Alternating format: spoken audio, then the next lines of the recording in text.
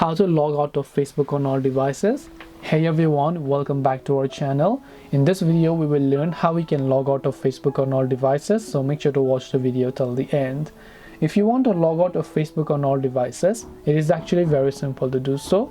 All you have to do is go and launch the Facebook app here, tap the three lines option, then tap the gear icon to come to here, then go to Account Center, then just go to Password and Security. Then here you'll see where you're logged in.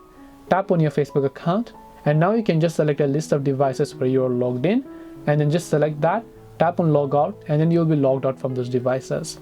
Alternatively, another easy way to do this is by simply changing your password. When you change your password, automatically whoever is logged into your Facebook account will get signed out itself. So this way you'll be able to log out Facebook on all devices. Hope this video was very helpful. If you have got any more questions, feel free to leave them down below.